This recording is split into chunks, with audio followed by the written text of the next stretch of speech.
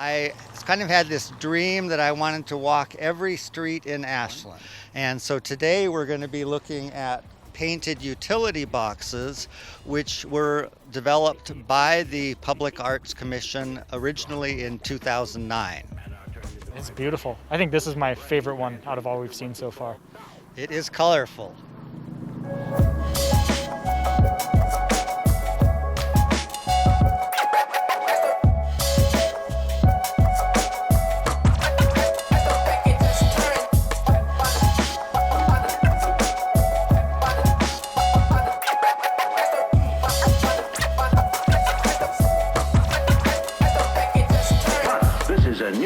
And sound.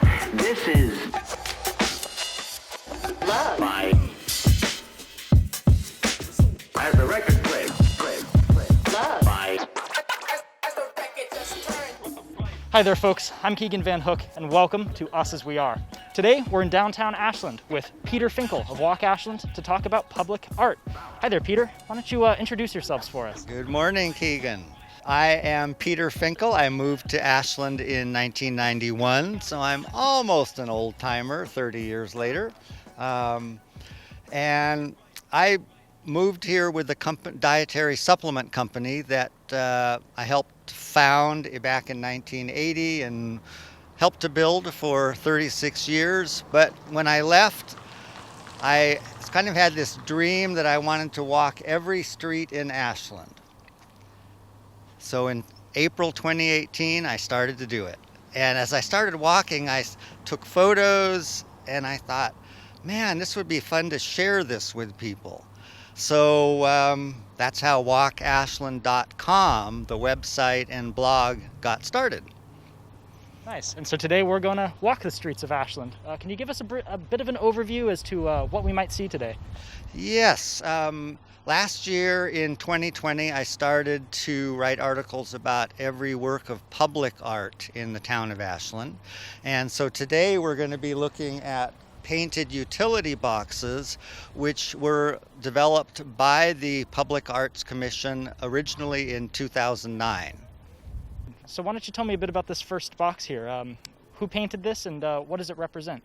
Yes, the artist for this box was a woman named Zelpha Hutton. The theme for all of the boxes that was set by the Public Arts Commission was reflections of Ashland. And one day she was sitting in front of agave and there were dogs running around and people's bicycles parked there. So she said, dogs and bikes. That would be a good theme for and it got chosen. And I'll just mention that Zelpha was the owner of the Paisley Yarn Shop for many years here in town, and so knitters and people who did that kind of fabric art might recognize her name. Okay, utility box number 2. What can you tell me about this one, Peter? Okay. This box was painted by artist Kathleen Taylor, and her theme, you might be able to figure out, was poppies. And she loved the California poppies, I guess. One of the things that is sweet about this box is that it's right next to the labyrinth of the Trinity Episcopal Church. So little art to add to the sacredness of the labyrinth next door. Box number 3. Yep. This box, as you might expect, is called Mountains and Trees. And the artist was first name Pokey. Pokey McFarland was the artist, and he was an avid hiker, fisherman, mountain trail biker, and this is what he loved doing, and so he painted that. That's what he painted. Just beautiful. All right, which way to number 4? Okay, and on our way to number 4, we will stop and take a look at a couple of historic buildings in town. Okay. Okay, so you pointed out this tree here at the McCall House. Can you tell us a little bit about it? Yeah, sure. Well, as the sign says, the McCall House was built in 1883 by John McCall, who was one of the wealthiest early Ashlanders, and this is an example of Italianate architecture, and he put all the bells and whistles into it, and there were lots of community celebrations and fancy dinners held there. But the cool thing about the tree is this is a magnolia tree, and it was planted in 1890 by his wife, Mary McCall. And what is it now? 2021, that's 131 years later. It is still thriving. So it's it's a very special spot right here in town. The architecture on this house is just amazing. You don't see stuff like this anymore, really. What was it about this type of architecture that caught people's eye back then, and why don't we build things like this anymore? Well, this is called Italianate, and there are not very many homes that were built in this architectural style. It was more the Victorian or the craftsman style, architectural styles that were popular in early Ashland, but he wanted to be different. That's fascinating. And this tree is just enormous. I don't think you see magnolia trees this size very often. No. It's, I'll point out, early Ashland had, on Siskiyou Boulevard, for many years it was just lawn down the median strip of Siskiyou Boulevard. Now there's a few trees and some bushes. But for decades, before there was lawn there were magnolia trees planted in the entire median of Siskiyou Boulevard. But they are, as you might think of magnolia trees with the south, they don't do well in freezing weather, and they eventually all died. I don't know if it was one frost or just the damage from years of cold winters, but this one has thrived. Wow. It just held on. It got lucky, I guess. Yeah. It's amazing. Okay, well, where to next? Okay, our next box is right across the street. Okay, let's have a look. So you mentioned that this one was painted, but it's obviously back to the default color. What happened here? Yeah, that's a little bit sad. This was one of the utility boxes that was painted in 2009. It was the artist was Kathleen Taylor. She's the same one who did the Poppies in front of the Trinity Episcopal Church labyrinth, and this one also had poppies on it. And but sadly there must have been an accident or something, and the box had to be replaced, and we lost her artwork here. Too bad. Well, we do have a photo of what it looked like, and we'll put that up on screen now. In the meantime, where to now? Okay, let's go down the street just past the armory. Cool. All right, so we're here outside the Ashland Armory, and this box here seems to kind of be the most all-encompassing reflection of Ashland so far. What can you tell me? Well, the theme of the boxes from the Public Arts Commission was Reflections of Ashland. And so the artist who painted this, Judy Bryant, said about this box, I just tried to put in everything that I do in Ashland.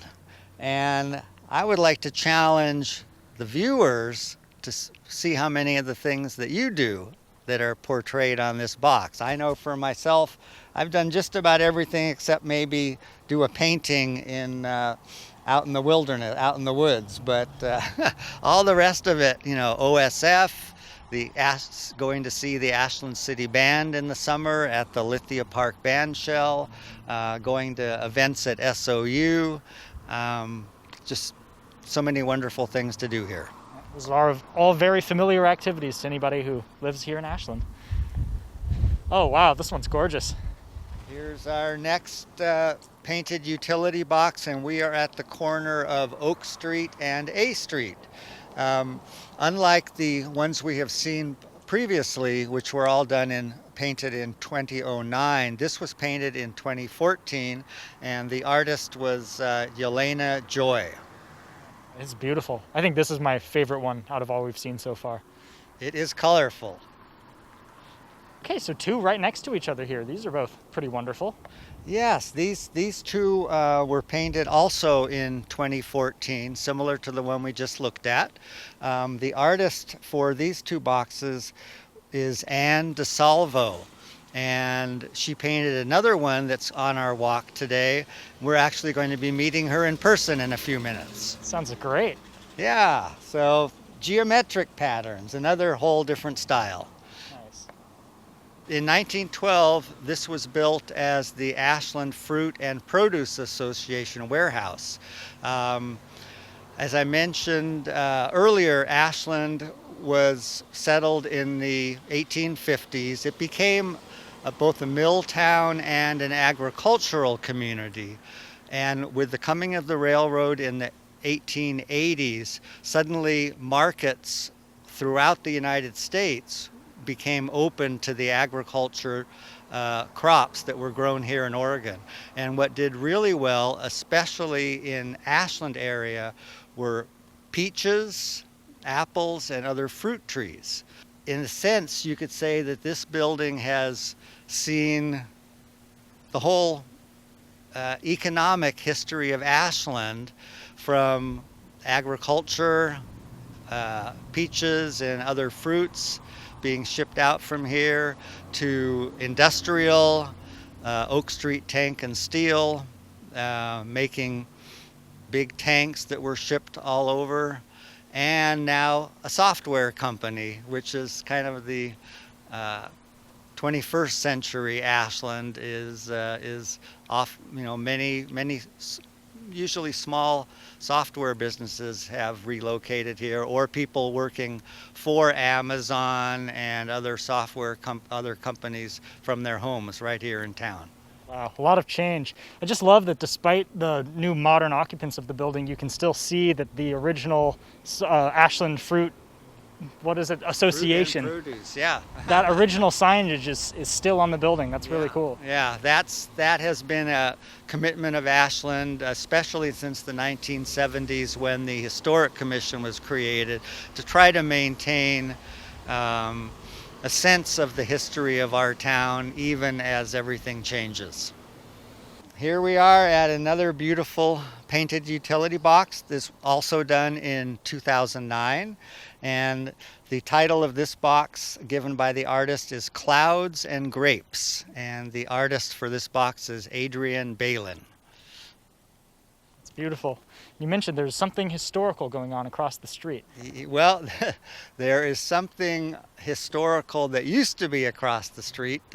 So this is the Ashland Food Co-op building, but 100 years ago, more than 100 years ago, was the site of the Ashland Natatorium. Now, natatorium is a word we're not too familiar with these days. Never heard that word before. But it was basically a structure that held a swimming pool. And this was a whole block-long building, 100 feet by 200 feet, with two huge swimming pools. It was built in 1909 as a community recreation center. So the people who built that natatorium here in town had a huge vision, because not only was it the two swimming pools that were fed by springs right on the site, by the way, there was a maple wood floor over the water storage tank for the two pools that was used for dancing and roller skating. They would have bands come and play. Not only that, they built a second floor balcony that had room to seat 500 people. Whoa. Yeah, so it was like a community gathering place, but sadly it only lasted for about 10 years before it went out of business. And eventually the building was torn down, but there were these two concrete pools still there. Well, in 1931, it was renewed as a new, with not an open air double pool called Twin Plunges. And again, generations of Ashlanders loved coming there in the summer, all the way through 1977, when Twin Plunges finally closed. Those springs that fed the Natatorium pools and then the twin Plunges pools are still there, but they're now under the parking lot of the Ashland Food Co-op. Wow, that's really interesting. I would have never guessed. Okay, Peter, so we're on the site of the old Chinatown here in Ashland. What can you tell me? Yes, we're here at the corner of A Street and 2nd Street.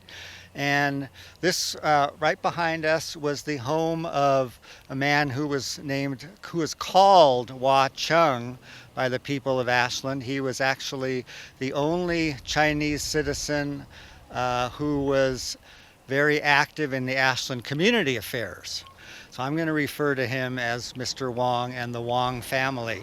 He was married, had 2 children who attended Ashland schools, Jenny and Sammy. And he was quite wealthy, even by Ashland standards, because he was the labor contractor for the Chinese workers for the Southern Pacific Railroad in this area. The Southern Pacific Railroad spent 3 years building the tracks from Ashland over the Siskiyou Mountain Range because it was so difficult to build those tracks. And it took a couple thousand Chinese workers as well as other workers to finally complete that in December of 1887. Mr. Wong and his family had eel ponds. They had gardens that the Ashland Tidings reporter in the early 1900s wrote about. Oh my God, the Chinese green beans are 2 feet long in the Wong's garden, and the Chinese cucumbers are so delicious. They're better than the American cucumbers. Wow. Yeah. So his house was here, and the Chinese community lived around him? Yes. Mostly there were the Ashland Depot Hotel was just a couple blocks away, and most of the cooks there were Chinese. And then some of the Chinese railroad workers lived in tents or small cabins on the other side of the tracks, just over there. And right next door here, which is now a vacant lot, there was a Chinese herbalist, and a Chinese family. And I learned about them because I talked with the great-granddaughter of the people who lived in that pink house right over there, and the Chinese herbal doctor gave a teapot to this woman's great-grandparents, and it has passed along to her through for the last 100 years. All right, well, I understand at the last utility box we have to visit, we have one of the artists to talk to? Yes, we will have a chance to not only see the last utility box, but also meet Ann DiSalvo, who painted it. All right, let's go meet her. Okay. Yeah, now we're at our last box on our little tour, and I am really pleased that the artist is able to join us for this box. This was done by Ann DiSalvo, and she has actually done painted four utility boxes here in Ashland, but this one was the first one in 2009, and here's Ann. And why don't you tell me a little bit about how you got this idea? I know the theme was Reflections of Ashland, so what does this represent? Well, the Swans had just gone. They'd been on the pond, the lower duck pond. That's where they lived, and through all kinds of mayhem and accidents, the Swans were killed or taken away, and I was missing the Swans. And this box, before it got painted, it was this color of this other box, which was a darker, bluer kind of green. And I thought, wow, that's just the same color as the pond water. So I wanted to paint the swans on a pond in my neighborhood. So talk about the day that you painted this. Peter mentioned that it was a very, very hot day and that you were having some difficulty. Yeah, it wasn't just a day. But I painted it I started July 17th of 2009. And it was a heat wave. It was a very hot set of days. And the city put an awning over it, a little pop-up. So that was a little bit of shade. But it was so dry that the paint was drying on the brush, and the metal itself was so hot that it was drying on the box almost immediately. So it was, there was one day that I pretty much gave it up. That was that day. But there was several days, it was a couple of weeks of painting on and off. Wow. And there's a lot of people passing by. It's A Street. And one person I know from a few blocks away showed up and just handed me a cup of iced lemonade, which was really nice. But people came by a lot and chatted, and it was a very congenial place to do a box. Yeah, nice community, passers-by. What did they have to say, when they saw you painting one of these utility boxes? What did they think of that? Well, they thought they were just a little befuddled because they hadn't seen it before, and they thought, hey, this is a good idea. And then they always ask, how long does it take? And, it takes as long as it takes. Well, obviously you didn't go rogue to paint this box. Do you want to talk about how you were granted the opportunity to make this piece of art? Well, the Public Arts Commission they started the box project in a beautification project, city beautification. And, they had a list of artists, mailing list, and they sent calls for entries, and I responded. And they needed us to do a sketch of it to scale on the box. And so, it's all flattened, it looks like a cutout piece. So that was tricky to get to think three-dimensionally. And then you sent it in, and they picked the ones they liked, and they mostly had to pick the ones they didn't like because there wasn't that many. And, it's more attrition. But it was a pretty good process. They did a good job. I think it's the one I like the best, the one that stands up the most, because of the brushwork. I have a box at the North Mountain Park that is completely different style than this. It has nature in it, but it's very geometric and just silhouettes of nature. And I think it's a really well done. It's actually 3 boxes in a cluster.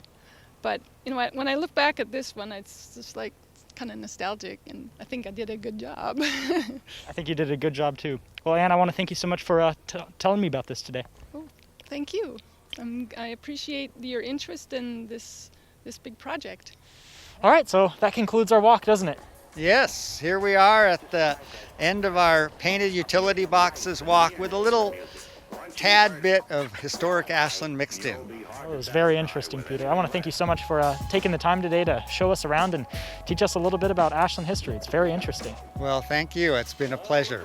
With that, I've been Keegan Van Hook. This is Us As We Are, and we'll see you in the next one.